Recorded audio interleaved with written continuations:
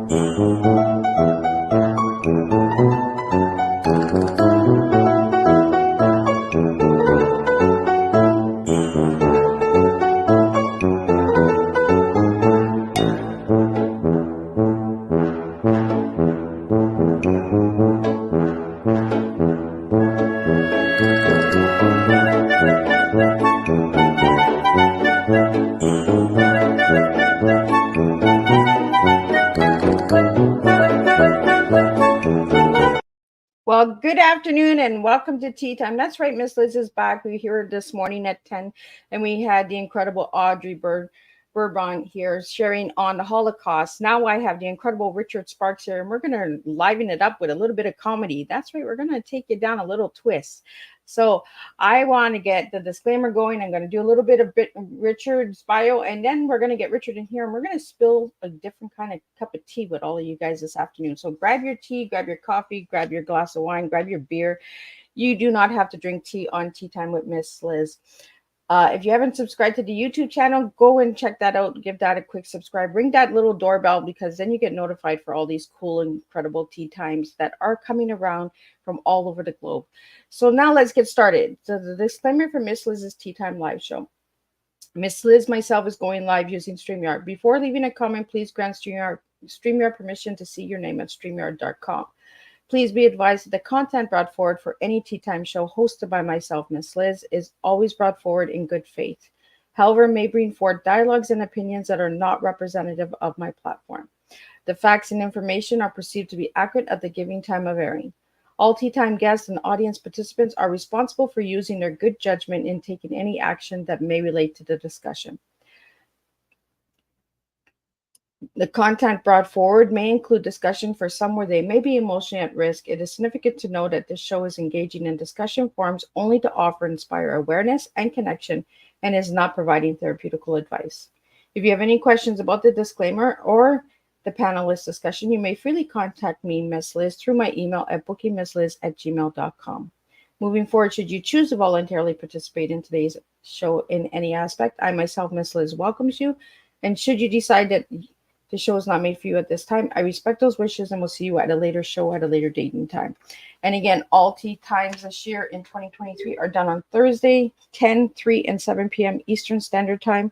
3 new TEAs each and every Thursday. If you see a Tea Time that's not on a Thursday, it's a rescheduled Tea Time, or it's a surprise guest that wants to come back for a second cup of tea with Miss Liz. So now let me give you a little bit on Rchard. Who is Rchard? Well, Rchard Sparks is I'm losing. Everything is all over, Miss Liz. Focus. Rchard Sparks' writing credential spans the gamut of entertainment world, from films and TV and books through lyrics for operas. These include iconic shows like Not the 9 O'Clock News, BBC TV, and The Secret Policeman Ball, BBC TV, performed by Rowen Atkinson and directed by John Cleese. Books he has written includes the biography of the music producer Milt Okun, Along the Cheryl Lane. Rchard was born in England and now lives in Los Angeles, writing both fantasy novels and opera lyrics, both original and translation of classic work. Richard Sparks is an English-born comedian, writer, lyricist, author, and director, now living in Los Angeles. He has written extensively for television, film, radio, and the stage, as well as theaters and the opera.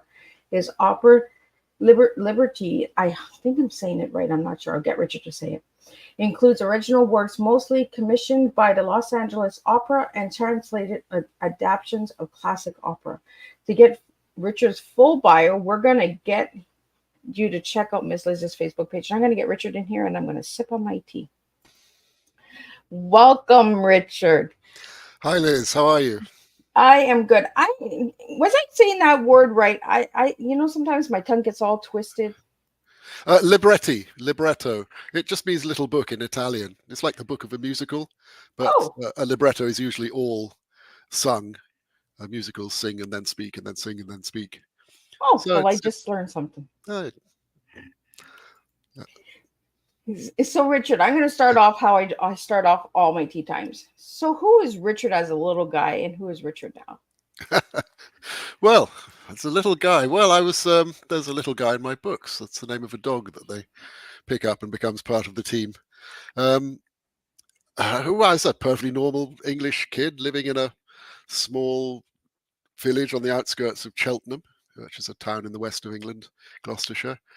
Very nice. We were right on the edge of the green belt, so it's we could run off into the woods with bare feet and play. My parents were school teachers. My father was a schoolmaster at Cheltenham College, and then when he moved on from that, he and my mother ran Berkhamsted School in Cheltenham, which is a school that takes children from the ages of 3, boys up to 8 and girls up to 11 or 12, before sending them on to their secondary schools.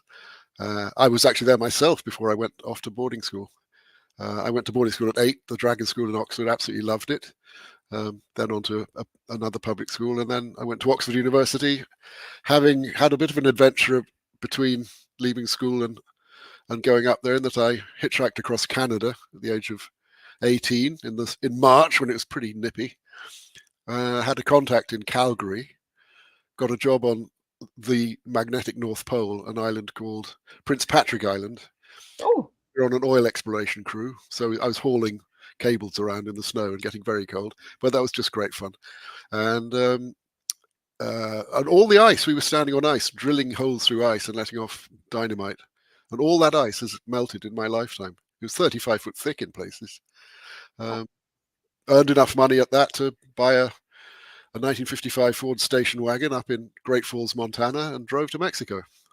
Then all the way across the states to California, which I loved. The first moment I saw Los Angeles, I thought, I'm coming back here.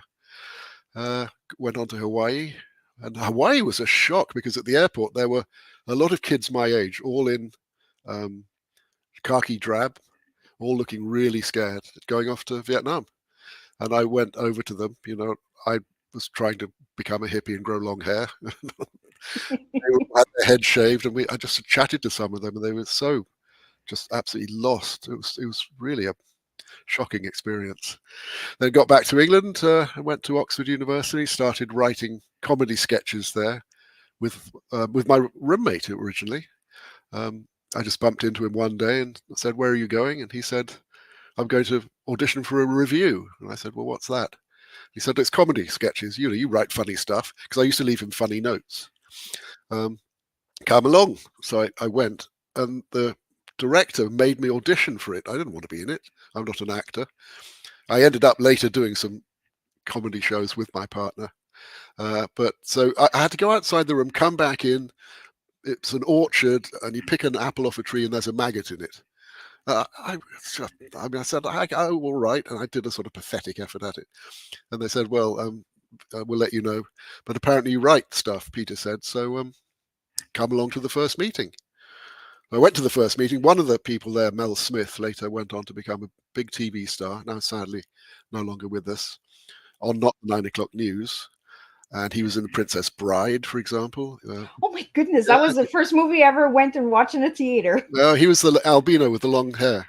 Oh, wow. He was a great friend of mine and a heroic gambler. His father was a bookmaker in London, legal, of course. I remember one night we were in Edinburgh doing the Edinburgh Festival, and Mel said, "Richard, you got a car? Come on, we're driving down to York to see the Gold Cup." I said, "Oh, all right." So we piled into my mum's Triumph, which I had borrowed for the duration of the Edinburgh Festival. I drove down to York races. We slept in the car park of the racecourse, and we were there to watch a very famous horse called Brigadier Rchard, who we were madly devoted to, big fans, unbeaten. And Mel, because I'd done the driving, he had to sleep in the front seat, and Mel was considerably bigger than I was. So waking up in the morning and seeing him wrapped around the gear stick was fun. And that was the only day that Brigadier Rchard ever lost. He promptly retired. He was beaten by the Derby winner, for heaven's sake. He was the heavy favourite. Mel lost every penny he had. I had managed to save enough to pay for petrol to get us back to Edinburgh. Anyway, getting back to the story. So we had the first meeting of the review, and everyone's meeting and being friendly. And the director said, "Does anyone have any material or sketches?" And nobody did. But I'd taken time to write. I said, "Well, I have." And he said, "What is it?" And I said, "Well, I've written a silly history of the history of drama from Greek tragedy through to today." I said, "Oh, sounds good." So I started reading it, and they all started laughing. And then they said, "Well, that's great. There's our show." Well, and they all chipped in other things, other sketches, of course, because I'd only had a couple of days to write, which was probably about 20 or 30 minutes of material. And that was fun. I think they made me be in the show. I can't remember. When we got to Edinburgh, I had to be in the show because places needed to be filled up. And Mel directed a student production of Much Ado About Nothing with the film star Lisa Eichhorn playing Beatrice before she went on to do Yanks with Richard Gere, and she was Mel's girlfriend at the time. Oh. And I had to be in that, and I had to sing. It's horrible. Anyway, it was great fun. And at the same time up there, we met the Cambridge crew, which was Douglas Adams, Griff Rhys-Jones, who later became Mel Smith's double act partner in Not the 9 O'Clock News and later. And Douglas became a great friend. We had the same agent in London. He was wonderful, much missed. So that's me, young me up to age mid-20s. Then I actually had a job in TV for a couple of years, but hated every minute of it. I've always wanted to just be self-employed writer, and sometimes several years I've been a self-unemployed writer, calling up the bank manager and saying, "Sorry, I haven't got any money. Can I?" Anyway, I had one good year when I was sent to New Zealand to make a series for Portman Productions in England. I got there. I was meant to write 8 scripts and script edit the rest. The writer was probably about 50 and a drunk. He'd written a book that it was based on. And the first meeting I had with him, 10:30 in the morning, he handed me a scotch this size. And I thought, "Oh, okay." And he had no idea how to write scripts. The first script he wrote, the first 4 pages, were people saying, "Hello, how have you been since you were last here in New Zealand? What's happened to you?" It was an adventure series. You had to get on with it. So I ended up writing 23 scripts in 3 months. The producer wrote the other 3. Wow. And then I flew back to London once we got ahead of filming. And basically for the next year, I was rebuilding the house I'd bought just before I left in South London, which I loved. In those days, you could have, well, actually, I got paid really well by standards of the time to make that series. Still had to have a mortgage, of course, but so that really stopped me writing for a while because I was knackered. But then Not the 9 O'Clock News was happening at the same time. So John Lloyd, the producer of that, hired me to be part of the team. I'm not very good at satire, which is what it was. It's not where I naturally fit. In fact, I remember right at the beginning when he was telling me about it, I said, "Well, what sort of show is it going to be?" And he said, "Well, it's going to be the news irreverently from taking the mickey out of everything." And I said, "Oh, you're going back to the old satire days, are you? Why don't we follow on from what Python's done? I mean, that's..." And he said, "Are you kidding? We're not nearly as good as them." No, not going near that. So he was absolutely right. Python zigged, and John and not the 9 O'Clock News zagged. Very, very popular because there were only 4 channels, and the other ones were all grown up. And while the parents were watching the news at 9 o'clock, the kids and the young were watching not the 9 o'clock news. And Griff was saying only the other day to someone, a friend of ours, so many people come up to you now and say, "You're my grandfather's favorite comedian." He grew up watching you. Griff's what, 70? Very, very lovely man. So yeah, and then I got over to New America in '92. I was hired by Columbia Pictures Television to work with Blake Hunter and Marty Cohan, who had created Who's the Boss. So I was kind of involved with the last year of that. I wasn't part of the writing team for that. I was writing a pilot for a new series with them, which in the end didn't happen. But that was a great start and broke me over here to some extent. And I was lucky that my wife's father and mother lived here, so we moved into their garage. And our daughter went to school here, and we eventually bought our own house here, where I am now. And then eventually we got onto New Rock, New Roll, having done operas and everything. Yeah, I want to get into that with you, Rchard, during the show. But how old were you when you started writing the scripts? What, scripts for TV? Yeah, the comedy scripts. Like 20, 21, 22. As soon as I left university, I got a job at Welsh Television. Well, I spent the first 9 months flat sharing with Paul Barry, who's basically what do you call him? Not the Walter Cronkite of Australia, but the Rachel Maddow of Australia, should we call him? He has a show. I don't know. It's an arts program. Paul's written many books, and he was at my university, my college, on the same corridor as me, and a great friend.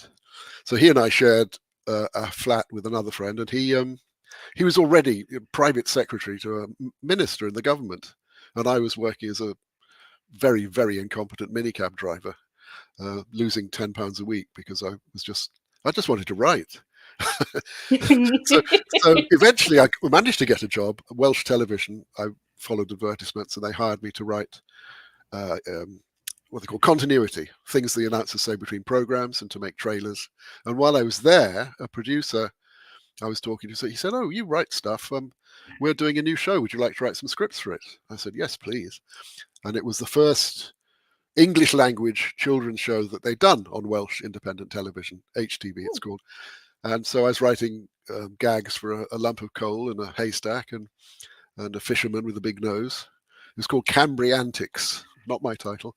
But that, by the time I got to London, after I left HTV, I had credits for 6 shows under my belt. So when I went to the agent that somebody recommended me to, I was able to say, down in Wales, I've got some experience as well as the comedy. So she took me on. And she had just had a boutique agency, Jill Foster, her name was.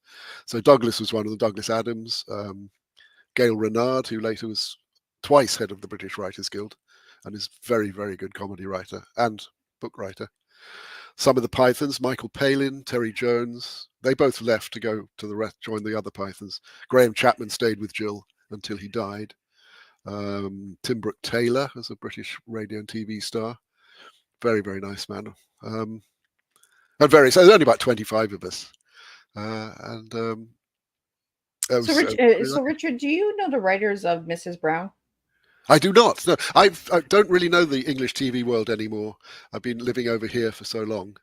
And you sort of stop, if you write scripts for TV, you sort of stop watching it really, because it's like work. You see TV and it's like work.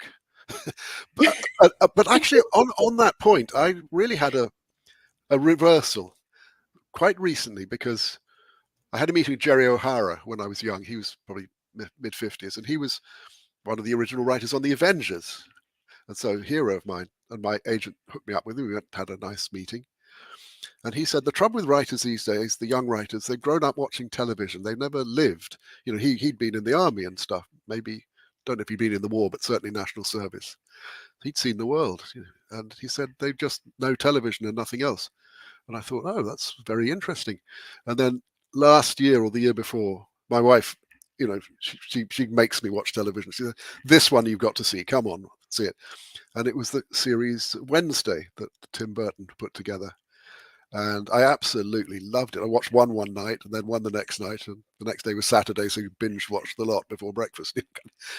And I just thought Jerry was wrong, because the kids who write these, well, they're probably young writers who are writing these scripts. They're so good because they've been exposed their entire life to great television. They've had a masterclass for 20, 30 years watching great TV, so it comes completely natural to them. I was so impressed with that series. It was great. I don't like horror, but I love the sort of gothic feel of that. And I don't like gory stuff that, with there's enough crap in my head without those pictures of blood and limbs and stuff. But I'm the same way. I'd rather watch a good comedy or just laugh. Life is so serious, right? Just have some fun. That's a great example of it. Wednesday is such fun amid the tension and the story. And that's what I do in New Rock, New Roll and the 3 sequels I've written so far, because comedy and fantasy and adventure all fit together. Comedy's not nice people telling jokes. That's as I say, that's a dinner party.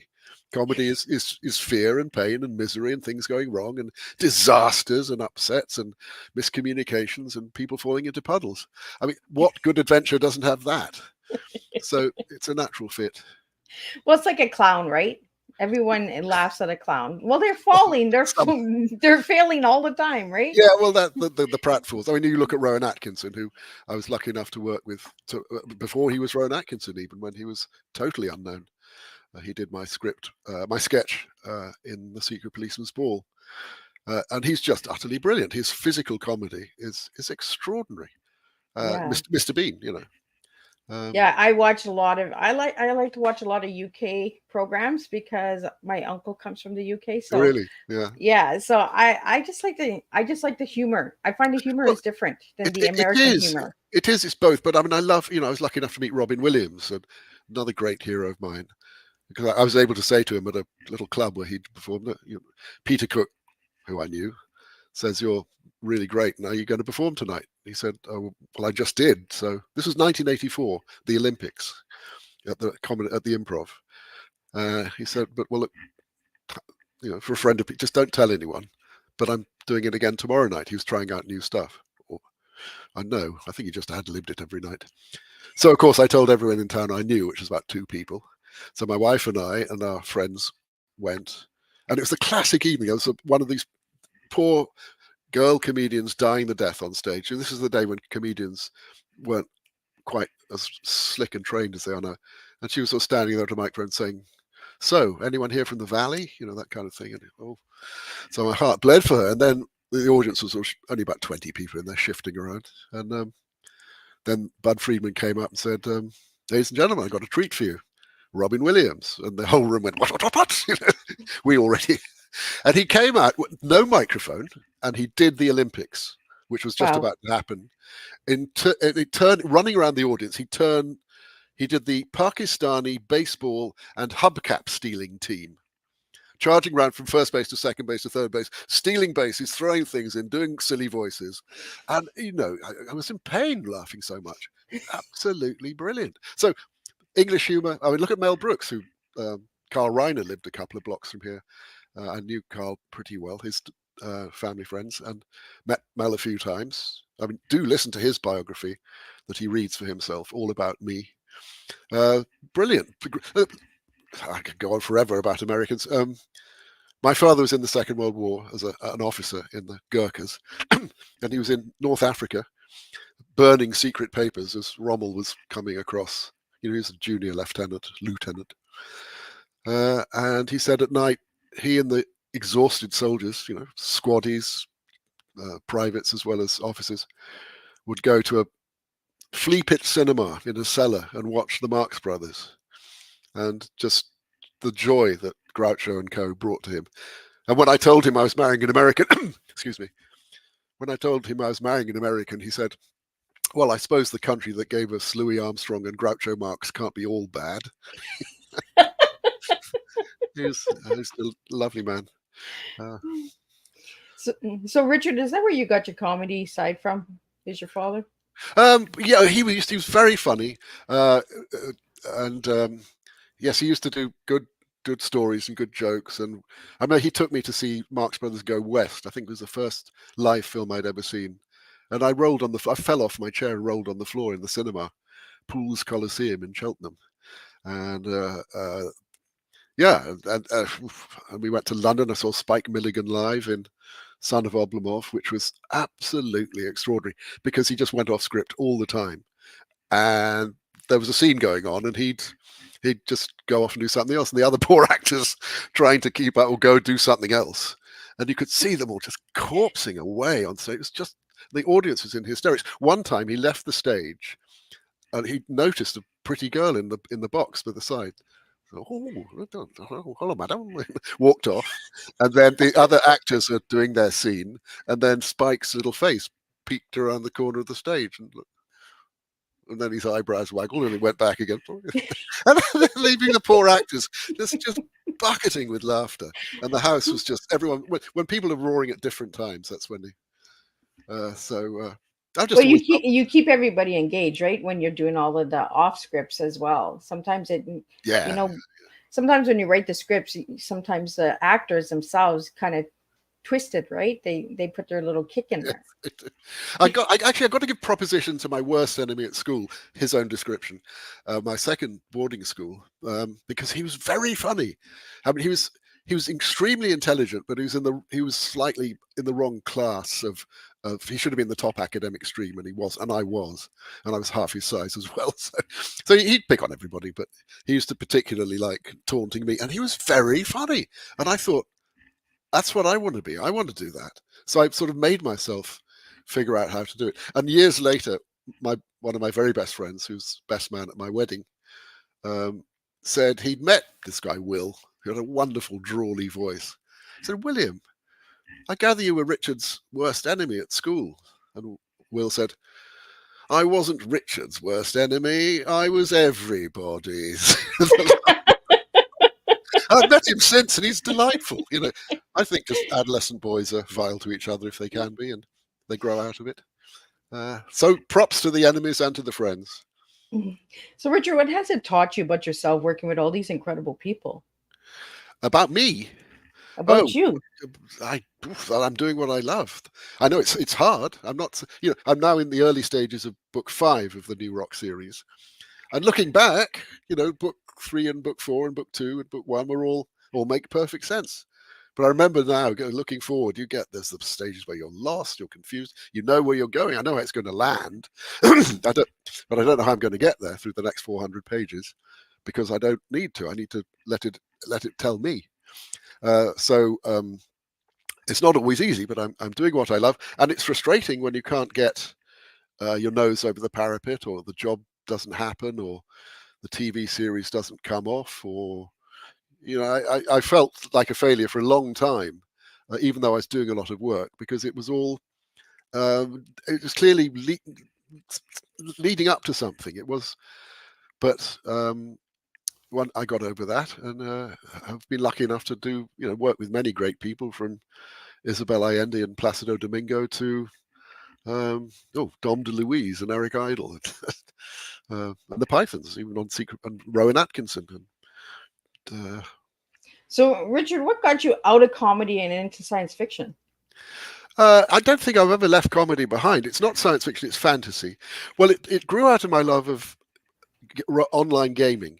I found out about massively multiplayer online role-playing games about 15 years ago. Disappeared down the rabbit hole. My wife goes to bed. I usually cook dinner at night, and we go out. And she goes to bed early and gets up very early. She's a lark. She's an artist, works all the time. We both work all the time. And I stay up late, and I was just gaming a lot. And there were people in my headphones all over the world, and we're laughing away with each other and going off and raiding other factions, if you're playing player versus player, or you can just play against the environment, player versus environment. And one night I was just thinking, my main avatar character that I'd built and designed was a heroic young battle mage, a healer who could also deal damages, and with a magic staff. And I just thought, what would it really be like to actually be that guy in that amazing world? Because the developers and designers have created these extraordinary environments for us to go and explore and play in. And you don't have to do combat. You can just build a house, or make friends, or have a tea party. Just look around and just they're extraordinary environments. Well, there was only way to find out, and that was to write it. So I liken it to Wile E. Coyote getting an anvil dropping on his head one day. It just clanged onto my head one summer morning nearly 5 years ago. I started writing the next day and didn't stop. The first book took a mere 2 months. I mean, it's had a lot of work with editors since, and they've been really, really helpful. And I was just thinking of self-publishing it because that's what people can do these days. And then I thought, well, I've got a very good New York literary agent. Let's send it to her and see what she thinks. So I did, and then you wait for agents to read things because they're busy. So I got on with the sequel because I wanted to find out what happened next. And so when she called up, it was one of those phone calls, the best phone call of my life, really. So I had to pull over. I was driving back from playing music with my friend stroke teacher. I play the 5-string banjo and go off once a week and hack away with an expert. I had to pull over and she said, this is exactly what people want. It's escapism, it's fun, it's lighthearted, it's got comic elements, it's adventure. Don't even think of self-publishing it. I said, oh, okay, well, I'm writing a sequel. He said, oh, great, 3-book deal. And I went, oh, it's 3 now, is it? Anyway, it's actually 4, and it's one follows. It's not a trilogy, although by the end of book 4 there is a fairly satisfying ending to some emotional arc. But then I'm finding out what happens next. So I just been keeping on at it. Julia got it accepted at Kasich Science Fiction and Fantasy, a very good young imprint of Arc Manor Publishing, run by a very go-ahead publisher. And I'm thrilled to be with them, mainly, well, not just mainly, but one reason is they've given me a fantastic editor. She's called Leslie Robin. She's quite well known in fantasy circles, and she is their executive editor. And she just is so good. I can't tell you. We really punched it up. And she encouraged me to do more. She said, look, this artifact you've got here, this is you've already done it. Do you realize what you've done? This is a character. I want more of it. The relationship between artifact and handler, owner. Let's have more of it. So I thought, that's a good idea. You don't get insights like that from editors all the time. Well, and it's always nice to get that feedback, right? Yeah. And those pulls on the strings. Come on, give me more, dig deeper. Yeah, absolutely. It's just, I mean, editing is where you get the gold. I've done more script editing than I can shake a stick at. And I used in London to fix scripts for producers who didn't have time to get back. Sometimes the writer would write a whole season, whereas here in America you have a room. I've done that myself in England. I've written every script in a series, and that's exhausting. And the writer doesn't often have time to go in and do the rewrites that are needed. So a producer would send it to me to punch up, and then he would sort of present it to the writer as if he'd done it, because I didn't want my name all over it. It wasn't my work. I didn't want to offend a fellow writer. I was just happy to be getting a wage. So you learn a lot that way. Yeah. I would work with the producer as my script editor, and I'd work with the writer's script as script editor. When I was writing The Famous Five with Gail Rchard as my writing partner, she and I script edited each other's. And you learn very fast. I mean, I can tell you the story of my very first script if you like, which is quite absolutely. I'm enjoying this conversation, and my listeners are enjoying it as well, because you're giving a lot of information, right? Because a lot of people, they look at directing and films and theater as easy work. There's so much that goes on in the backseat that no one knows about. Well, it's like we've had a year since Kasich signed me before publication, which is the 12th of December, 12th of next month. And in that time, we've done the 90% of the work that you don't see underwater, and the tip of the iceberg is what you see: all the preparation of the website, the PR, the editing, the designing of the cover. It's hard work, but it's fantastically exciting work. Just do what you love. The mistake that I made attempting to write fiction before, was I wrote the sort of books I didn't want to read, where I read the sort of books I didn't want to write. And so they were well written, but anyone could have written them. And so I'm really, really pleased none of them got published, because this is where I belong with New Rock, New Roll. It's ROLE, role-playing games. Get it? I like the title. I like it. Like Well, new rock, new roll. Like it's got like a catch to it. You could actually almost write like a little jingle to it. well, Brian O'Donoghue's written some fantastic music for it, which you can hear at the top of the audio sample. If you go to New Rock, New Roll, no, RchardSparks.com, we've got a holding page up at the moment. We had a bit of a misadventure with our website designers, who turned out to be blackmailers and scammers. So we're having Those all over, are they not? very convenient just 2 weeks before publication. Anyway, so we fired them and got a reputable company who've put up actually a very beautiful holding page. And there you can get a free chapter for your computer or EPUB, Kindle, Nook, iPad, or a free audio sample of me reading a chapter that usually gets some laughs when I read it at conventions. So what was I saying before that? We stopped. About, we got into the bad website and bad. Well, hard work. It is hard work. Yeah, it's hard work, but just write what you love. Don't waste time writing things that you think I ought to write this because that's what people are publishing now, or I've got to get some book published. Well, actually, that's what Hilary Mantel did, and she's brilliant. So she wrote a book just to get published, and then went back to the historical fiction that she wanted to write. She wanted to find a good book about the French Revolution, historical fiction, and couldn't find one. Wrote it herself, couldn't get it published, so wrote something to launch it. So it's different for every writer. There is no one set path. But the truth is, you have to do it for yourself. In the end, no one's going to do it for you, and you can, just keep on keeping on. But really find what you want to do, what you love, and don't worry about what's out there, because if you build it, they will come. If it's any good, they'll like it. And that's what my grandma tells me all the time. She used to tell me, just do it. Just put it out there and serve the tea. So, Rchard, I want to get into the tea because time is just flying by. We're just having a good old ball time here. So if I give you the letters TEA, what words would you give me today? Yes. Well, you gave me a little bit of head start to work on this. So my T is a quotation from Sir Arnold Bax, a British conductor and composer in the interwar years, who said, T, try everything in life once except incest and folk dancing.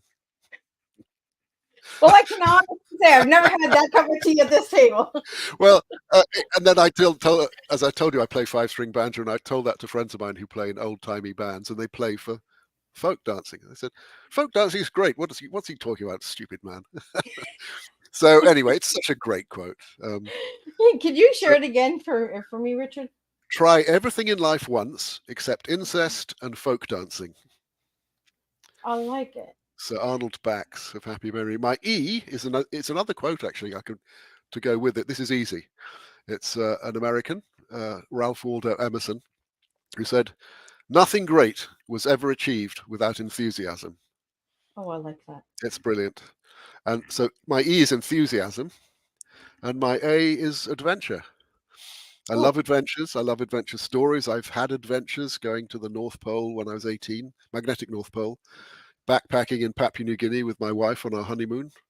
Now those sort of rather more butch adventures are behind us. But the thing about gaming online, you can sit down, put your headphones on, and go anywhere in the world, the galaxy, back in time, to these incredible environments, and have your adventures from the comfort of your own home.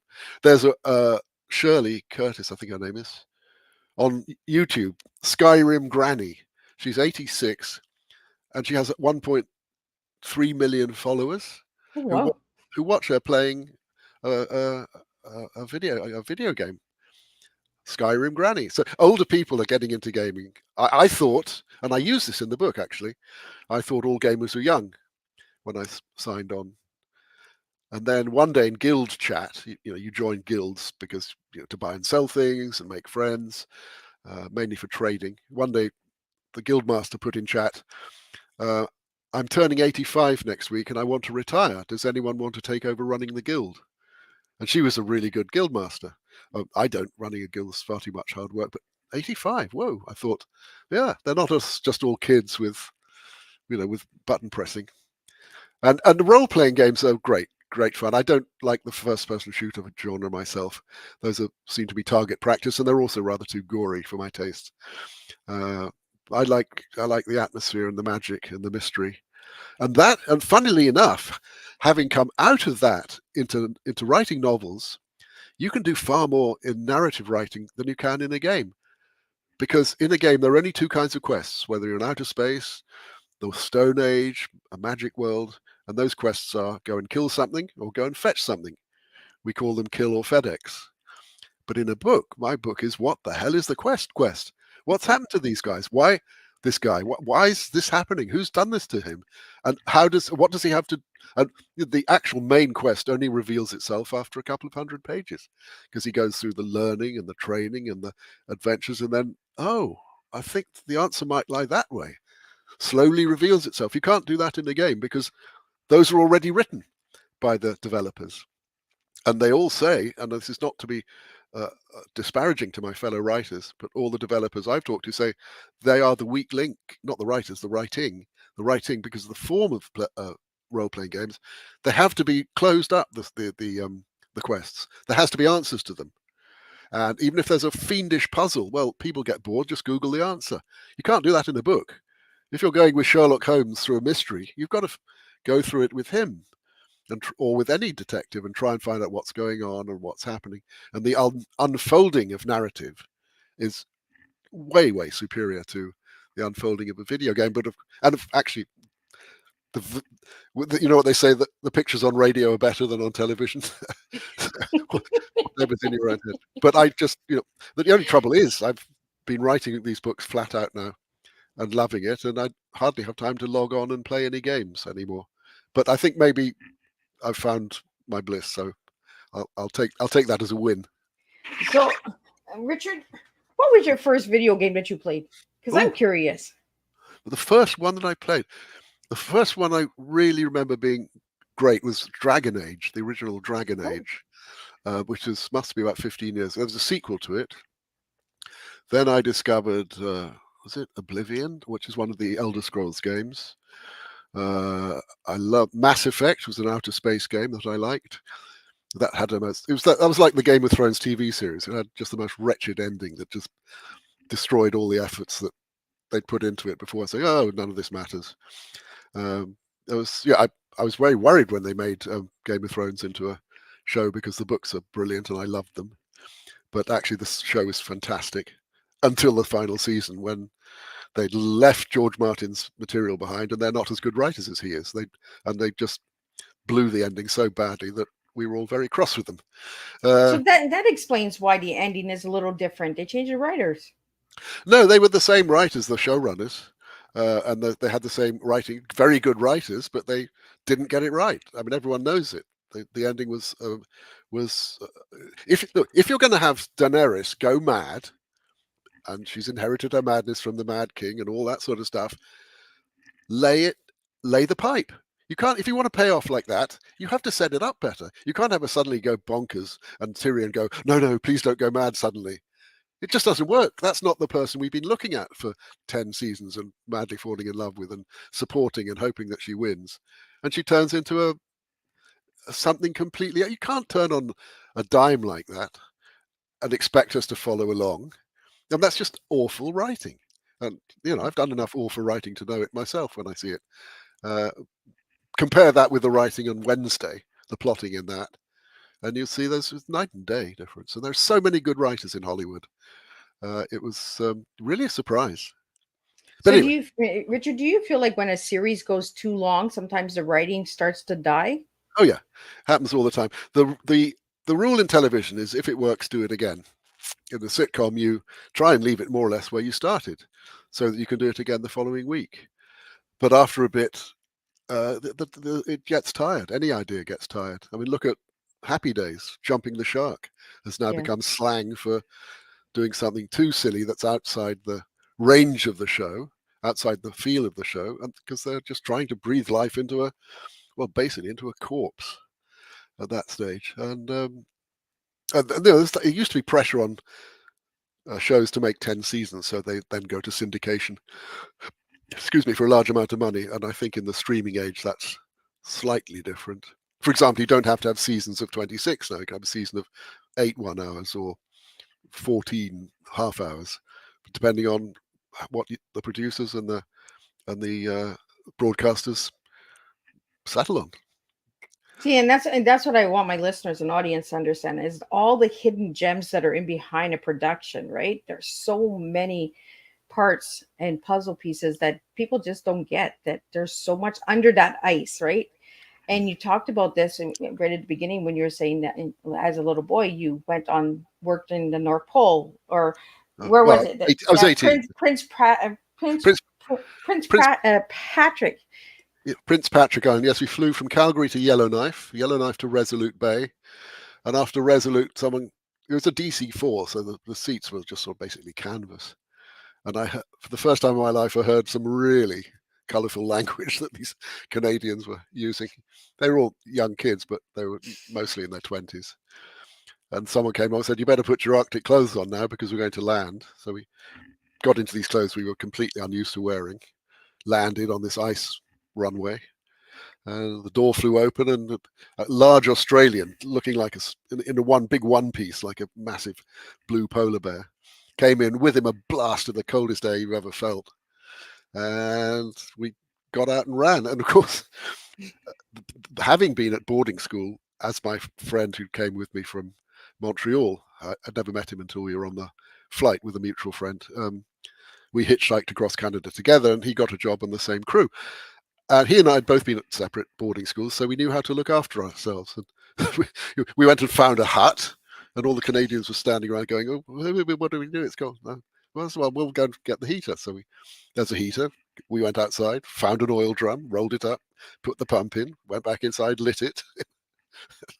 Oh, it's great. It was really good fun. And if you didn't survive the 60-day contract, you had to pay your own flight back to Calgary.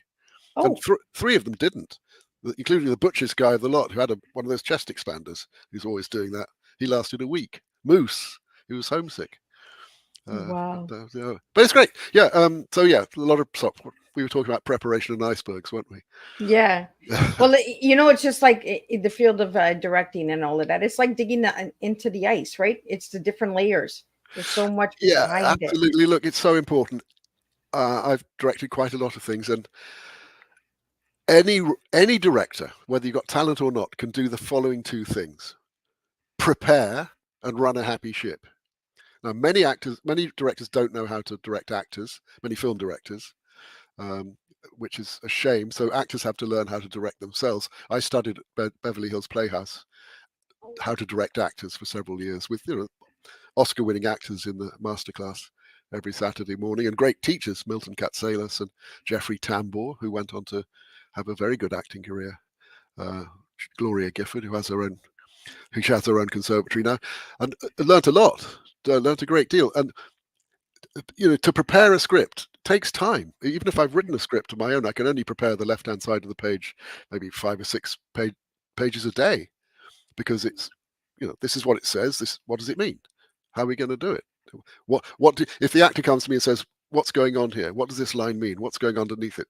I need to know. And if they've got a better idea, oh great, yeah, but at least we've got to start. Yeah. And run a happy ship. And there was some guy in class came back with a story from a major picture he'd been in, telling about how the director had yelled when somebody flubbed someone with one line flubbed a camera move.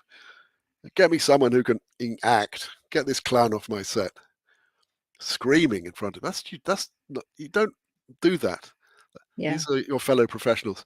So run a happy ship. It's not that difficult. Directing can be exhausting, and it's you just when the last big thing I directed was the opera Dulce Rosa. That was Lee Holdridge wrote the music. It was from a story by Isabel Allende that I chose, and I wrote the libretto and directed it. And Placido Domingo was the conductor at the LA Opera. So it's a really big deal. And after a bit, I learned from the stage manager the protocols of opera directing. So I get the room as the director, and the chorus members all have their names in front of them. So I try to remember them all, but it's difficult. And you're working with, and they've done thousands of operas between them, and the singers are coming from all over the world. Luckily, this was a new piece, so they didn't know their parts. And after a bit, there's a certain point where you get to what's called the Sitzprobe, where they're sitting down on stage with the orchestra. Just about that stage, it's not my room anymore. It's the conductor's room, and I'm at the back. And if I got notes, I'm lucky to get a moment to talk to the singers because it's his room, and there's union rules about who can do what and where and when. That was a wonderful experience. So yeah, it's just prepare. It's so important, and anyone can do it. And this is what we need, right? We need the information out there. We need to educate. So many people just think like boom, lights, camera, action, and that's all there is to it. And I so want people to understand there's so much little nuggets that happen, little keys, little puzzle pieces that all work together, right? Oh, absolutely. And I did a show, a small play in London called The Crimson Lizard years ago, which is basically a 2-hour sketch. And I realised after 3 persons in it, 3-person play, and the lead actor, Gavin Richards, is without a doubt the most talented actor I've ever worked with. I mean, Rowen Atkinson, I didn't really work with him. I just wrote the sketch that he did, so I was source material. But Gavin was an experienced director, and he did the lead part, in which he found 5 completely different characters to play in this one part. And I just found myself backing off to the back of the room and letting him get on with it, and watching the other 2 actors thinking, we're going to have to work to keep up with this guy. And without him, that's where I learned what actors can bring to your show. So if you don't go with a fixed idea of it has to be like this, you go in with what the possibilities are. You have some idea, but when something like that happens to you, it's a real eye-opener. It was just, I go, oh, thank God, they can do that. They can make this happen to my writing. It was just, and that again, that show when it was on, it was a 100-seat theatre, and I remember there was a row of my friends in front of me, and they were all doing this rocking backwards and forwards at different times, laughing, because Gavin was, he could just stand there and do nothing, and it was heaven. And there's a great friend of mine I've met, Jonathan Shallett, who's head of Intertalent in London, one of the biggest managers and agents in London, and I met him because he came every night to this little pub in South London, and he was in the bar, and I said, oh, you again? He said, yeah, I love it. Then we became mates. We've been friends ever since. He must have seen it 20 times in its 3-week run. Wow. So Rchard, we're almost at the end. See, we're just having a blast. We're just rolling and spilling this tea like no tomorrow. So Rchard, I want to get into the new role. So it's coming out December 12th, correct? And the audiobook's coming out a week later on Blackstone on the 19th. Do you want me to tell you the setup? Sure. Give us a little roll on that. Oh, well, the narrator is basically based on me and my father put together. He's a retired English school teacher living alone in his bungalow in a little village in England, where he spends his entire life, he's a widower, spends his entire life online, where life is richer and more exciting, gaming. And his 2 particular buddies are Kreista, who's the dual-wielding, sword-dancing avatar of an Asian American girl with her samurai swords. She's kick-ass. And Grell, who is the orc avatar of an Australian guy. And the 3 of them, they love to smack talk each other, but they get really good. And they they enter the World Championship of Sword and Sorcery, and they win it.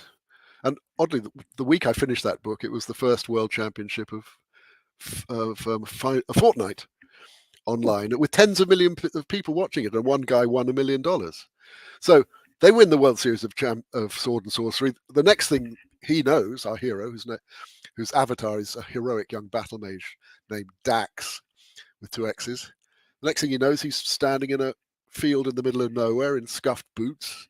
He'd been wearing slippers, and he's got a sword, and a crappy sword, and a little round shield, and he's what? And he's holding a helmet. It's not his headset, and in its curved surface, he can see it's Dax looking back at him. He's become his own avatar for real, and then you can hear wolves howling. Get out of there! So he's got to survive in order to find out what happened to him and why. And even if the other 2 are there, there's no sign of them. He might be all alone in this strange new world. So, and then things immediately get worse. He's captured by 2 wiry little woodskin and marched off to be sold at auction as an outlaw. And the hilarious, yeah, and then, but because of that, he gets into my lord's army, where he's trained up by the fearsome Sergeant at Arms Jack Blunt, known to one and all as Sergeant Bastard, who's a master with every weapon and no one can get near him. So they get good. By that time, he's reunited with Grell, who becomes a fearsome with a battle axe as anyone's ever seen. Still no sign of Krista. Where the hell she is, they don't know. But anyway, so that's basically reflects what happens in the game. You find the world, then you train, then you get better, then you level up, as we call it. And then eventually, after about 10 chapters or so, the quest reveals itself to them, and they desert the army with Esmeralda, the 16-year-old daughter of the local lord, who had a blessing laid on her at her birth, which is also a burden. The loveliest life there ever was or ever will be. And she's basically my riff on a fairy tale princess, and she's got a sharp tongue on her. Doesn't mind. She's great, and everyone, of course, falls mad in love with her, with Esmeralda, and their job is actually twinned with her quest to find her mysterious godmother, and they go to help her, and it turns out to be wildly different from anything that she could have imagined. And at the end of it all is the explanation for why they're in this world and what's going on, and we're set up to rock and roll for the next 3 books.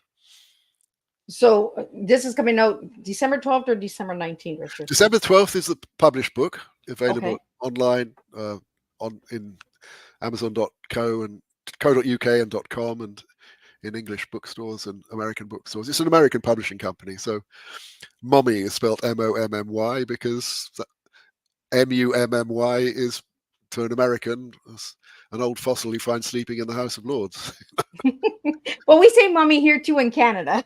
Oh, you do? Yeah, well, exactly. Well, so it's an American book. It's coming out. We're having a big party the night before in London, which should be a hoot.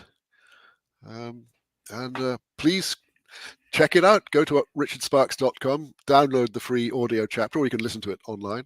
Download the free chapter, which is another quite amusing chapter. Heavy on the orcs, the free download chapter. But I love my orcs. They're just great characters. They really don't. They're no nonsense, down to earth, fun people. But they carry war hammers, so be careful.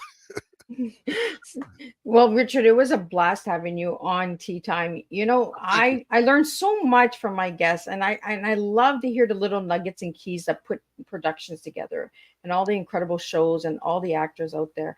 I really appreciate you giving a shout out to all those incredible people, because without all of those people, the production doesn't get done, right? So, well, I was lucky enough to be in the same room, actually, at the Beverly Hills Playhouse, when Shahz Aznavour turned up, and out of the blue, and just sat there and talked to us. And he said, someone asked him about his influences, and he said, "We're all products of the others. It is impossible for anyone to emerge fully formed from the forest." And I completely agree. All the people I've worked with and have taught me so much have been the fertilizer for my own imagination, my own work. I couldn't have done it without them. and that's how I feel about my Tea Time guests. You guys all fertilize me. You all fill my pot with different flavors, different blends. Some put a little bit more butter, some put some sugar, some put cream. I put honey in my tea, milk and honey. That's what I use. No sugar. That's good. Yeah. That's good tea. Yeah. So, Rchard, any final words for the listeners out there before we wrap up your Tea Time? No. If you want to write. Philip Pullman said, writer's block is for amateurs and inspiration is for amateurs. Just, you promise yourself you do 500 pages a day, just sit down and do them. 500 words a day, excuse me. But here's the thing. You can write those 500 words, I've discovered. And if they're terrible, you can just throw them away the next day. Just don't worry about it.